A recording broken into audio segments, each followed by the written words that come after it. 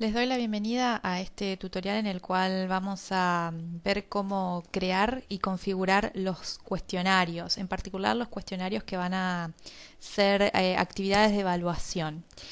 En este momento yo ya inicié sesión en Moodle, me encuentro dentro de mi materia y lo que primero voy a hacer siempre es, recuerden que tenemos que ir al engranaje que se encuentra aquí arriba a la derecha, hacer clic y luego seleccionar activar edición.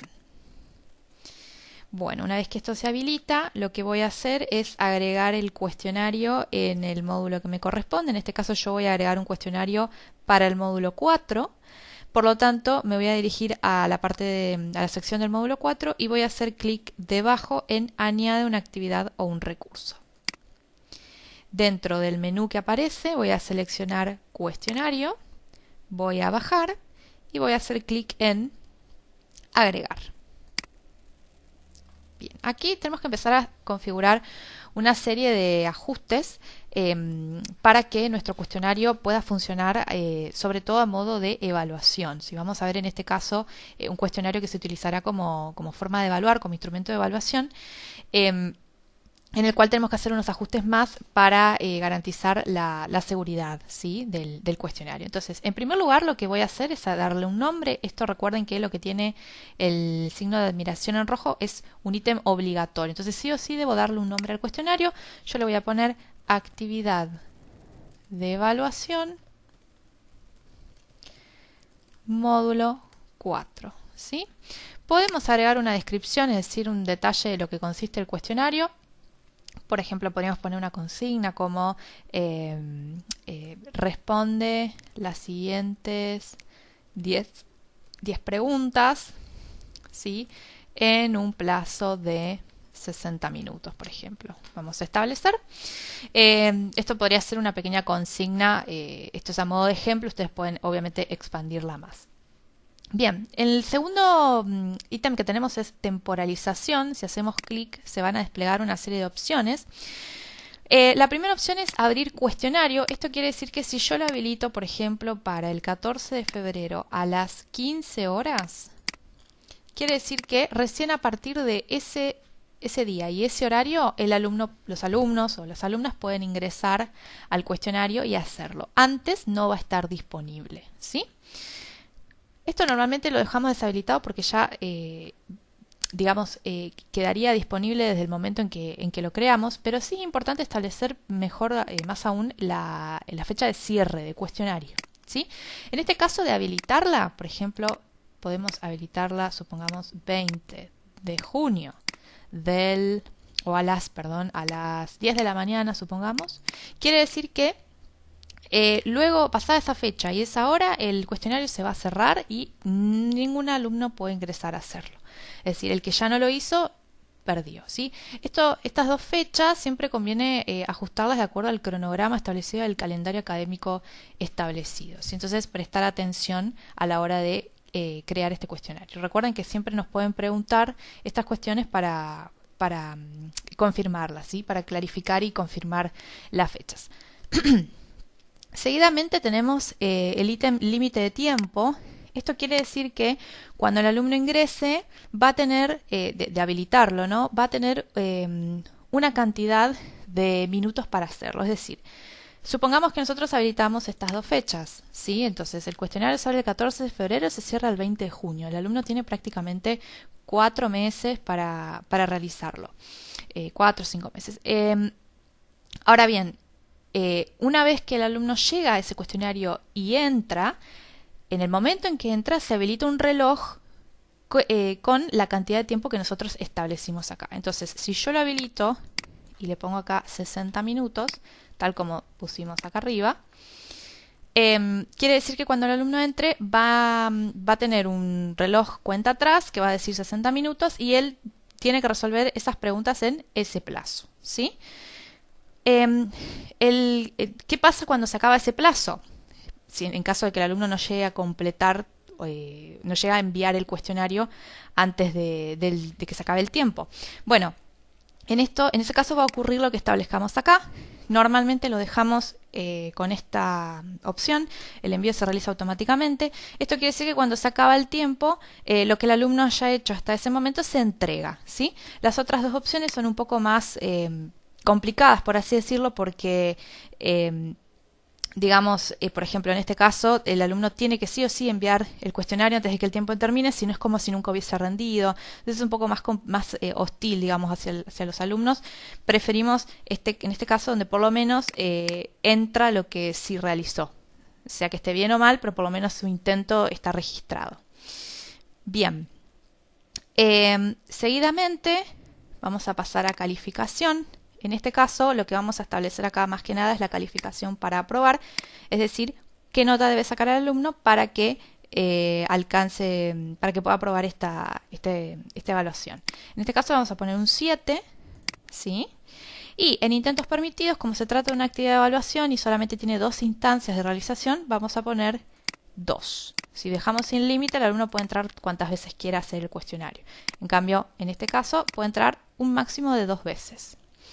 El método de calificación, sugerimos dejar la calificación más alta. Esto quiere decir que entra una vez, se sacó un 4, entra otra vez, se sacó un 8, va a quedar registrado el 8, ¿sí? Igualmente, si pasó al revés, si la primera vez sacó un 7 y la segunda vez entró y le fue peor, sacó un 4, bueno, va a quedar registrado el 7, ¿sí? Nos parece que esta es la mejor opción, la más democrática, por así decirlo, ¿sí? Bien. En esquema, básicamente no tenemos muchas opciones, solo esto. Vamos a dejarlo así, página nueva cada pregunta. Esto quiere decir que el alumno va a ver una pregunta por ventana, o sea, ingresa al cuestionario y va a haber una sola pregunta. Luego que él responde, pasa a la siguiente, va a decir siguiente página y ahí va a pasar a la segunda pregunta.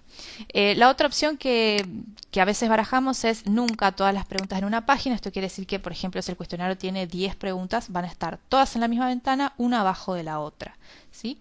Pero tal vez para que el alumno no se pierda tanto, es mejor cada pregunta y va a tener una sola pregunta por ventana. Para pasar a la siguiente pregunta tiene que hacer clic en un botón y eso tal vez le permite concentrarse más en la pregunta que tiene delante. Bueno, en comportamiento de las preguntas vamos a dejar ordenar al azar las respuestas. Esto lo vamos a dejar en sí. ¿Por qué? Esto quiere decir que cuando el estudiante, por ejemplo, vuelva a entrar, si por ejemplo desaprobó el primer examen, o sea, el primer intento, mejor dicho, y quiere volver a hacerlo, ingresa otra vez. En el caso de las preguntas que son de opción múltiple, supongamos que tenemos una pregunta con 4 opciones. La primera vez que entra, va a leer A una opción, B una opción, C una opción y D una opción. Ahora, la segunda vez que entra, esas opciones van a estar cambiadas.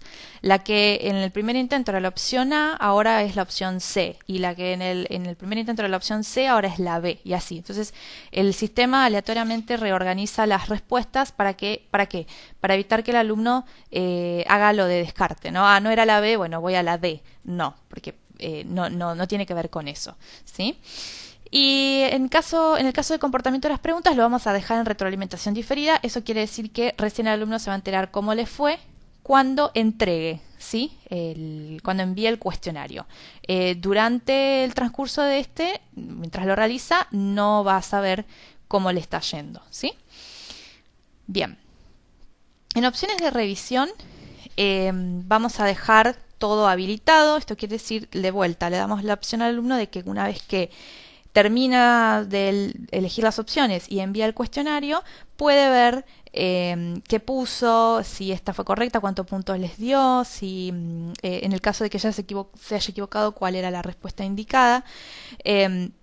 Así que bueno, en ese sentido le damos las opciones para que él pueda ver su desempeño, ¿sí?